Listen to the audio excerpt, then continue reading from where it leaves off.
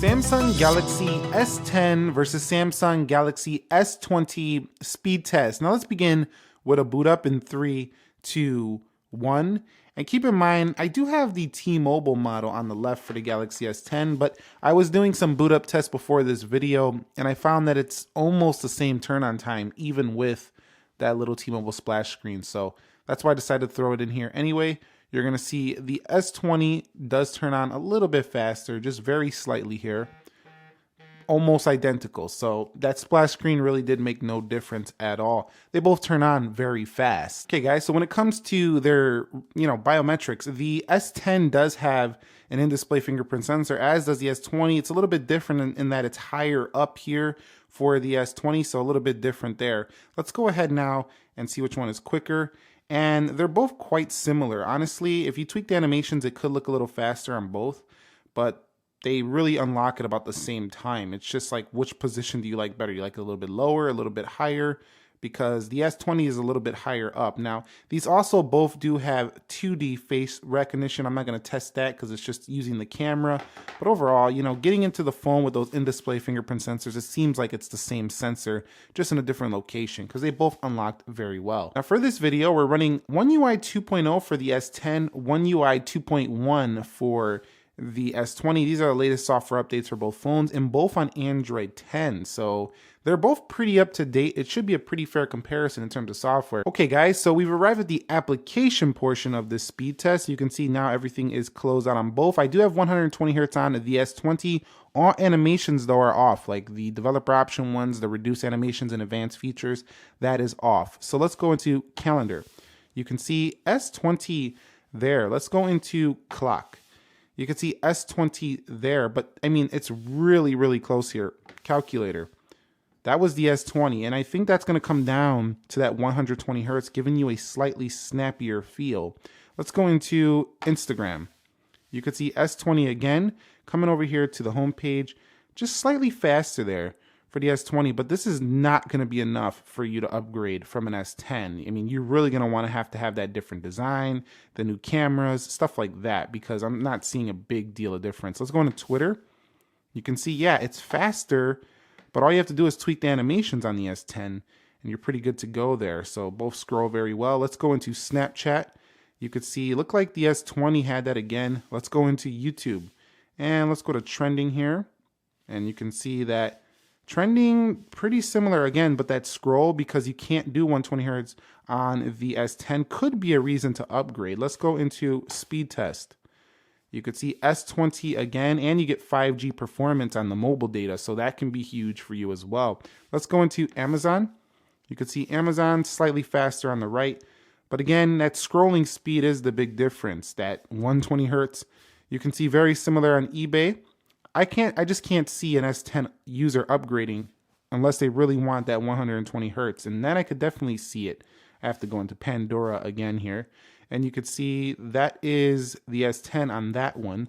So it's potential that the S10 can win some of these, but you see that the S20 is there. Let's go into PUBG Mobile and see which one can load this game up first.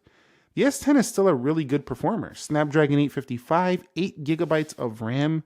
This one goes up to the 865, and it has 12 gigs of RAM. So like a slight bump in performance, you're seeing it here in this video. It is just a slight bump in performance. And there we go.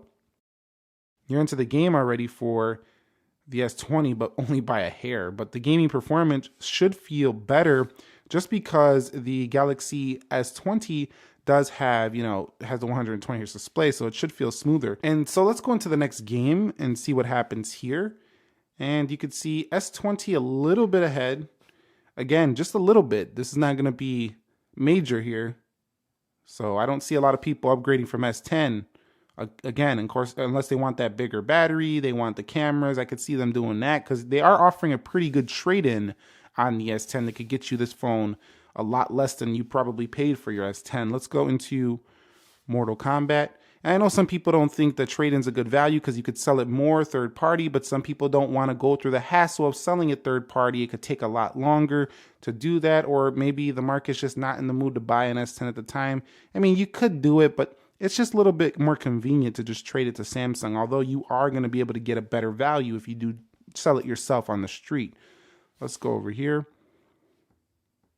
And you can see, yeah, it looks like the S20 graphically better, the Adreno 650 versus the Adreno 640 on the Galaxy S10.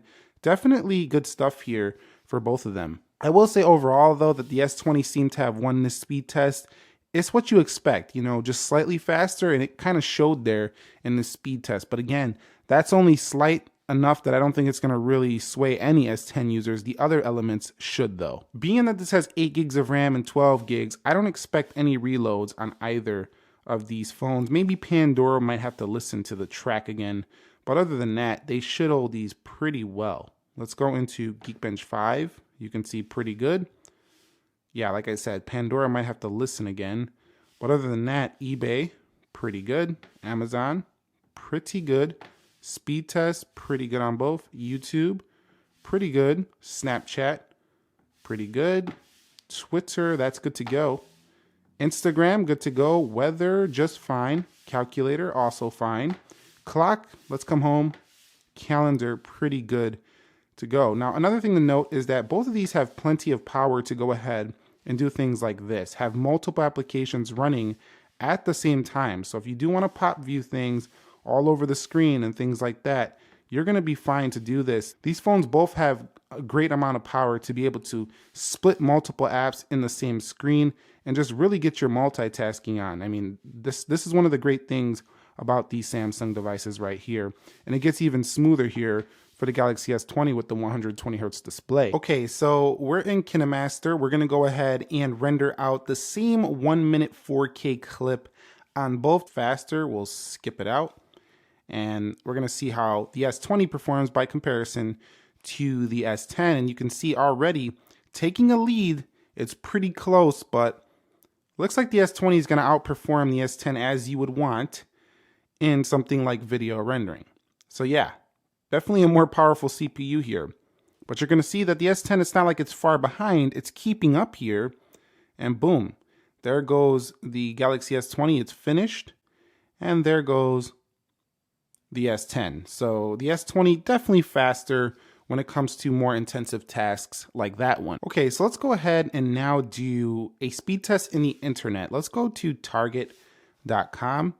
You can see, wow, that was like the same just about. Maybe the S20 slightly at the final loading time, but like really, again, it's like when you pinch to zoom, smooth on both. The Samsung browser is very smooth, but it's when you scroll that you start to see a little bit of choppiness for the S10, whereas it just looks so seamless for the S20, and that makes a big difference in user experience, I would say. Let's go into hotels.com, 3, 2, 1, and see what we do get here. Now you can see, there you go. I really couldn't see a big difference. Let's do another web browsing test. What about facebook.com? And you can see that's first for the S20, but I will state that the 5G does make a difference if you can lock on to a 5G network. A lot of times you're not getting 5G speeds though, because the infrastructure is not everywhere just yet. But let's go into TurboTax, 3, 2, 1. It is tax season. And you can see, looks like we have a winner there for the right. I mean, this is so slight, really. It's down to the scrolling. It's down to the 120 Hertz experience. So the final Geekbench scores are in, and just look at it. They're very close. I mean, 748 to 902, that's not a big jump. And 2944 to 2566, again, not a big jump, but it is really felt in the day-to-day on the S20 using that upgraded screen. I'm going to push it hard here because it really is. You can see it daily. People might wonder, does it really make a difference? It absolutely does. You can definitely feel it when you go back to the S10. The S10 doesn't feel slow coming from the S20, but it feels choppy in terms of the animation or just how the screen looks when using it. But both are very fast, and I would say upgrade to the S20 only if you care about your phone feeling smoother, maybe having, you know, better camera video, like 8K video, and you want a bigger battery, you like the shape of the Galaxy S20. You might just also like the new screen design, how the camera's in the middle, like other things. It's the other little things that will add up to you maybe thinking about trading in your S10. But when it comes to performance difference, it's not there. So let me know if you guys want to see a full comparison between these two, where we talk about all the features, stuff like that, and help you decide if this phone is worth the upgrade. Thumbs up if you enjoyed the video. Nick here helping you to master your technology. Thank you very much for watching. Be sure to be well. I will catch you all in the next episode, and peace.